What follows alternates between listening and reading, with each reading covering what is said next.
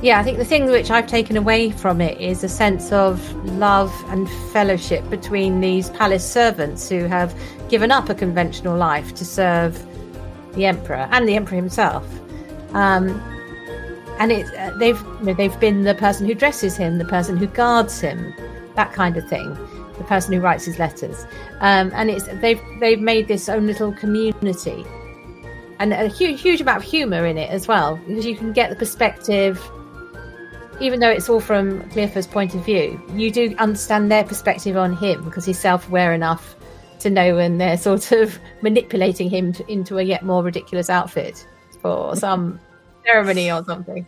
Yeah, that's absolutely lovely.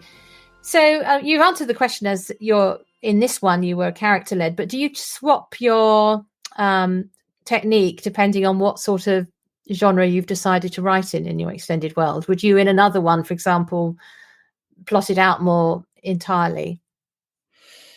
To a certain degree. In general, I'm a character-led writer, and even with like the Stargazy Pie and the Green Wing and Dart books are more plot-driven.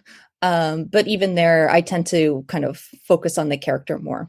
I tend to be I write into the dark, which is to say I'm an exploratory writer. As I said, I usually know kind of where I want the story to end, and I know how it fits into my overarching kind of world building. But I leave a lot of it up to just figuring it out as I go along, and I find that very fun. I enjoy that process. Yes, I would say I'm normally character led.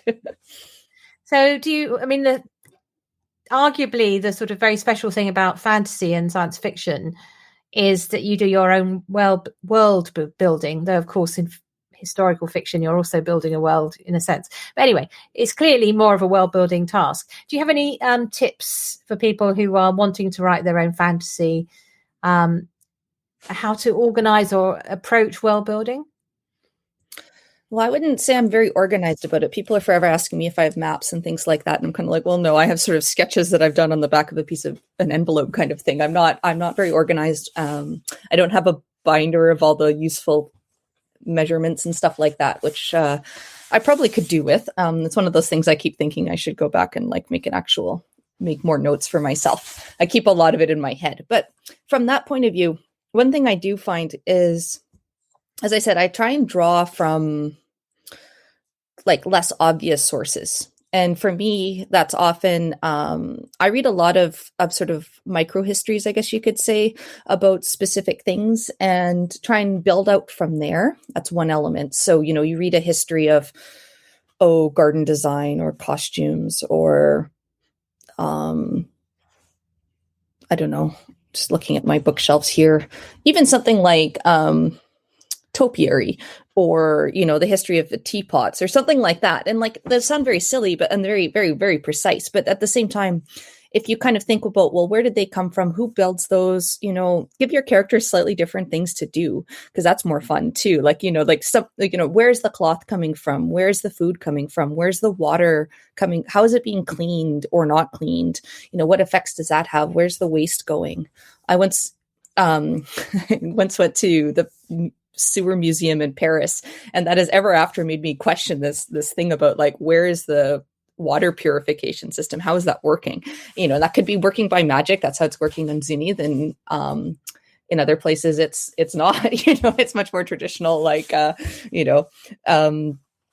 sort of refuse and rubbish, but that matters. So that's one element I do. And the other part that I find is if I've made a mistake or something that seemed like, if you're like, oh, in that book I said this, and then in this book I said the other thing, and those seem to directly contradict each other. And, if it's a work in progress, the logical thing is to fix the one that's a work in progress. But I often find that if you stop and say to yourself, no, wait a moment, how can those both be true? What can I do to make those both work? Is that because person A misunderstood it, or person B understands it better, or there's something bigger that those are both kind of elements of, or like that kind of thing. I find that adds a real depth and nuance to the world, because like if I'm one of those people that I find if I do too much like too much like front of brain world building. It becomes a little too smooth, and there's not like a lot of the nooks and crannies in it for me. Whereas I find if you do kind of the back end world building as you go and try and let it grow out logically out of kind of something unusual, that it becomes much richer. So for me, that's something I enjoy. And I try really hard to visualize places. I'm not always great at that. I'm better with gardens. That's a kind of a hobby of mine, is gardening. And so I really think about the like ecology of a place and what that might feel like, and look up that kind of stuff. So I guess for world building, if you make a mistake, it can be an opportunity to make it much richer. Yeah. Oh, that's really interesting. I haven't heard anyone say it like that, actually. So how was your journey to publishing? What route have you taken? Well, I decided I was going to do kind of the indie publishing side, largely because I wanted to write these interconnected stories, and I wanted to be in control of what I was writing and when. And when I kind of really became serious about writing was when it was just after the kind of first flush of that, in the kind of, 2012 was really when it kind of started to really pick up. And I had a friend who was much more aware of how self-publishing and indie publishing was going. And we'd spent a lot of time talking about it at that point. And I thought to myself, because I wasn't writing conventional stories, because I like these ones that are like around the corners of the epic quest and things like that, that I thought, that's really something I want to do. I don't want somebody to tell me that that's not like going to sell because it's not a conventional story, and which is a real concern. Because of course there are businesses and they're trying to make money back as well. Whereas if I was willing to do it myself, I could, if I have something that nobody likes because it's a very strange book, then that's okay. That's mine. So for me, it was that. And I've just spent, I probably spent the last 6 or 7 years working on building up my, my works. And for me, what I did was I kind of decided to take the approach that my stories are interconnected and my style is fairly consistent. My voice, my authorial voice is fairly consistent across my books, even when they're in somewhat different genres. And I thought to myself, if somebody likes one of my books, they're largely going to like most of them or all of them. They're going to go and read the other ones. And so my general plan was basically to just keep writing them until I got to some sort of, hopefully, level where there were enough readers coming in that people would be, enjoying finding the others. And that's worked. I am going full-time writing this week. So I'm pretty pleased with that. Thank you. So I basically just worked it up like that. So how do you manage with the editing and all that kind of stuff? Have you got a team of beta readers behind you? I'm a one reader kind of person. I like standing. I do have a couple people that other author friends particularly, and we kind of trade reading and talking about plots and kind of craft level things. And then I have somebody to do kind of copy editing of some form once we get to that point. I do the layout and the cover design myself. So I've been working on that, and that's something I may well outsource in future, but I enjoy it. And I enjoy the kind of that process of it too. So, so for me, so that's how I do it basically. So what next for you? Are you remaining in your extensive world? Where are you going? I am remaining in my extensive world somewhere else. Well, actually, I've been working on a sequel to The Hands of the Emperor for the last couple of years, and I'm kind of moving to focusing on that over the summer. So I'm hoping that will be out in probably late October, early November is the goal with that one. It's going to be another big honking book, so I'm not giving an exact date until it's a little closer to completion. It's more than halfway done right now, but you never know the kind of the final throws. Every once in a while you write something and you realize the story's gone way off to a different direction that's much better, and you have to throw out a whole bunch of it in order to make that work. So that could still happen. And so I'm working on that. The book I just had come out last week is called The Redoubtable Pally of Ramapool, which is kind of the second in a new series about the Red Company. And so I'll be working on that, and there should be another Green Wing and Dart later this year or beginning of next year as well. So keep on going with those ones. The Green Wing and Dart series is at 6, and I think there'll probably be 12 by the time that one's done. So just sort of poke along with those. I don't like writing the same character point of view back to back. I find it much better to switch to a new character. And so I tend to skip around a little bit like that. We'll put a link to your website in the show notes so people can come and find all these books and decide which one they're going to start with. So Stargazy pie, for people who don't know, is actually a real dish that you would find, a traditional dish from, I think, Cornwall, in fact.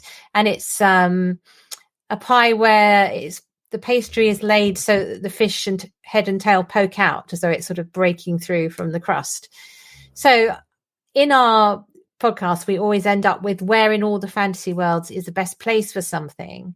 And I thought I would ask you for where in all the fantasy worlds that you've seen on television and films or read about in books, where do you think has the best sort of speciality dishes that you'd like to sample? Well, surely we all want to eat the meal that Bilbo produces for the dwarves, right? I made CD cake as a result of that particular encounter. That one's always been the one that those stories, and some of the ones in the Narnia books too, to be honest. I've always loved the food descriptions in both of those books. Otherwise, I don't know. Like, I feel like in some ways those are really high points in terms of food descriptions. It's like that meal that Shasta gets given in The Horse and His Boy. Is like that it's the first time he's ever had half of this stuff, and the description of the wine and all that kind of stuff. But yeah, and Bilbo's thing. And then I've also always, the picnic in The Wind in the Willows. Those are the classic kind of British ones. And I don't know, I'm not sure that there's been a lot more that kind of peak over those. But I was reflecting on this not long ago and thinking that I really needed to up my food descriptions, something, kind of work on that a little bit more, really have some sort of great feasts that are like, but not necessarily like spectacular banquets, but just really delightful dishes. And they can be used for comic effect as well. For me, the one I was going to pick comes in the film Galaxy Quest. Have you ever seen that? It's one of my favorite films. That is a very funny one. The bit where they're giving them what are theoretically all their regional specialties for the characters they are. That is such a funny movie. I really enjoy that. So I like just for those of you who haven't seen it, what happens there is an alien culture has taken a television sci-fi series as being historical. So when the characters are taken by this culture to try and help them solve a sort of baddie problem they've built everything for real. And this is all very well for the human characters who are given, I don't know, burgers and French fries or whatever. But poor old Alan Rickman, his character, Dr. Lazarus, is given this sort of soup tureen of live bugs, which are crawling out, and he's supposed to eat this because on the program that was supposed to be his food. It's just hilarious, and of course, nobody did sardonic better than Alan Rickman. Much missed. Yeah, so that's my pick. Victoria, thank you so much for joining us. And it's a delight to find somebody who has taken a lot of her inspirations from the Inkling writers and from, of course, we also mentioned briefly Dorothy L. Sayers, but you've said that she's another person that you've really enjoyed reading on your route to your own writing. So it's been wonderful to meet you. And thank you very much for joining us. Well, thank you very much. I thank you for having me. I'm delighted you enjoyed The Hands of the Emperor, and I hope a few of your readers do as well. And the Inklings have been a huge part of my formation as a writer, and in many ways I kind of keep reflecting back on them. Probably the Green Wing and Dart books are a little more obvious, especially as you get later on into the series. You will see some much clearer kind of echoes of some of the C.S. Lewis and elements in particular, but overall, the questions that they raise and the joy they have in description and in food and in characters, world building is something that I've always really, really admired. So thank you. Really enjoyed getting the chance to talk to you about this. Thank you very much. Welcome.